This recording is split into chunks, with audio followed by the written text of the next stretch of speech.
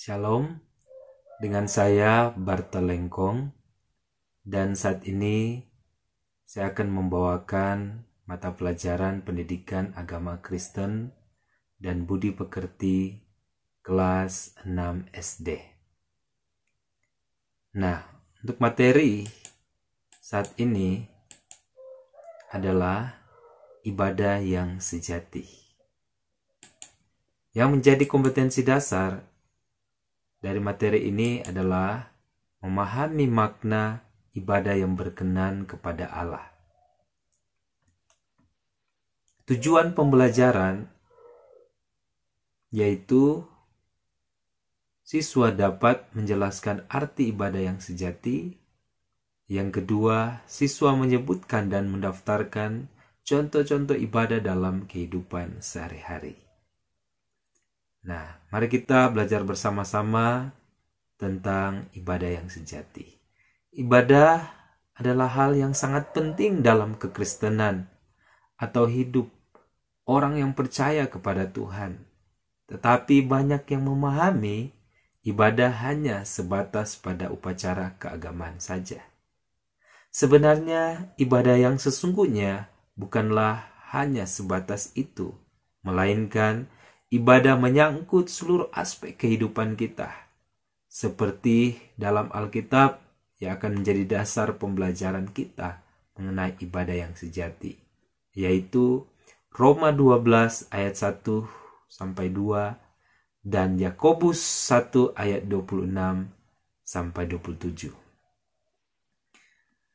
Tahukah kamu apa yang dimaksud dengan ibadah yang sejati? Ibadah yang sejati adalah ibadah yang murni atau ibadah yang benar. Ada juga yang mengartikan sebagai ibadah yang sebenar-benarnya. Kata ibadah seringkali disalahartikan. Ibadah kadang hanya diartikan sebatas upacara keagamaan, yaitu kebaktian yang dilakukan di gereja, sekolah, atau rumah. Padahal ibadah memiliki pengertian yang luas. Ibadah tidak hanya menyangkut persekutuan atau kegiatan di gereja dan di rumah-rumah. Namun ibadah berhubungan dengan seluruh sikap hidup kita setiap hari. Ibadah yang sejati bukanlah sekedar kita beribadah tiap hari Minggu dengan rajin. Tidak juga terbatas pada menyanyi, berdoa, dan membaca firman Tuhan saja. Dalam surat Yakobus 1 ayat 26 sampai 27 mencatat bahwa ibadah yang murni atau ibadah yang benar adalah mengendalikan lidah, mengunjungi yatim piatu, dan janda-janda. Jadi, ibadah itu harus tercermin dalam tingkah laku dan gaya hidup kita. Yang terutama adalah melakukan apa yang diperintahkan Tuhan. Itulah yang dimaksud oleh Rasul Paulus ketika menjelaskan pengertian ibadah dalam Roma 12 ayat 1 sampai 2. Bagi Rasul Paulus, mempersembahkan tubuh sebagai persembahan yang hidup, kudus, dan berkenan kepada Allah adalah ibadah yang sejati.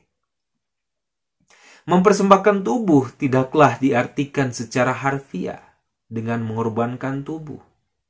Mempersembahkan tubuh berarti memberikan atau mengabdikan semua pikiran kita, perkataan, dan perbuatan atau tindakan kita sesuai dengan keinginan Tuhan. Semua pikiran kita, perkataan, dan perbuatan kita dapat terjadi dan terungkap melalui bagian-bagian tubuh kita. Kita berpikir menggunakan bagian tubuh yang disebut otak. Kita berkata-kata menggunakan bagian tubuh yang disebut mulut. Kita berbuat sesuatu atau tindakan menggunakan bagian tubuh, misalnya tangan atau kaki. Oleh karena itu, apapun yang kita pikirkan, semua kata yang kita keluarkan, setiap tindakan yang kita lakukan, semuanya harus benar, sesuai ajaran Tuhan, dan berkenan kepadanya. Itulah yang dimaksud dengan ibadah yang sejati, yaitu memberikan diri kita sepenuhnya kepada Allah. Oleh karena itu, segala tindakan yang kelihatan oleh mata manusia, seperti berdoa, berbakti, membaca Alkitab, menolong orang lain, berbuat baik, bila tidak dilakukan dengan tulus dan jujur di hadapan Tuhan, tidaklah dapat dikatakan sebagai ibadah. Itu hanya sandiwara atau pura-pura. Allah menyelidiki dan melihat ketulusan hati kita, bukan hanya tindakan yang kita lakukan. Ada banyak cara yang dapat kita lakukan untuk mempersembahkan tubuh kita sebagai tindakan nyata ibadah yang sejati. Misalnya, kita menggunakan otak kita untuk merancang dan merencanakan hal-hal yang baik dan benar.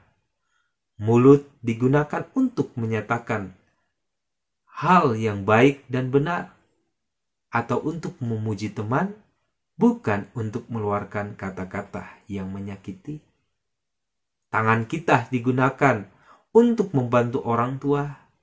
Kaki digunakan untuk bergegas menolong sahabat, bukan untuk menendang orang lain ketika marah. Dan telinga untuk mendengar nasihat guru atau pelajaran di sekolah.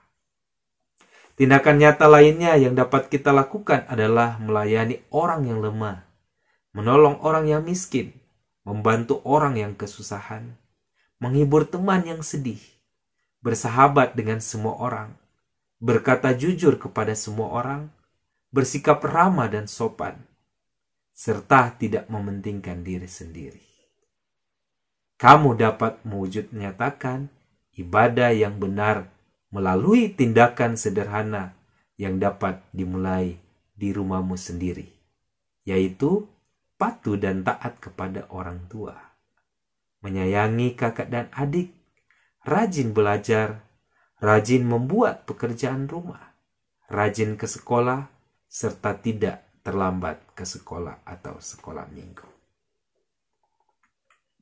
Jadi, dengan demikian, ibadah yang benar tidak hanya dilakukan di gereja atau di tempat ibadah, namun dilakukan di semua tempat. Misalnya di rumah, di sekolah, di jalan, di tempat bermain atau rekreasi, di mal, dan di semua lokasi. Ibadah yang benar tidak hanya dilakukan pada hari Minggu, namun setiap hari, setiap saat. Serta ibadah sejati itu ditujukan kepada semua orang. Itu berarti kita harus menjaga setiap sikap, perkataan, dan tindakan kita. Kita tidak boleh menyakiti hati siapapun. Kita harus berlaku adil, jujur, benar, dan selalu mau memberi bantuan kepada mereka yang membutuhkan, khususnya kepada orang-orang miskin dan menderita. Sekian, terima kasih. Tuhan Yesus memberkati. Shalom.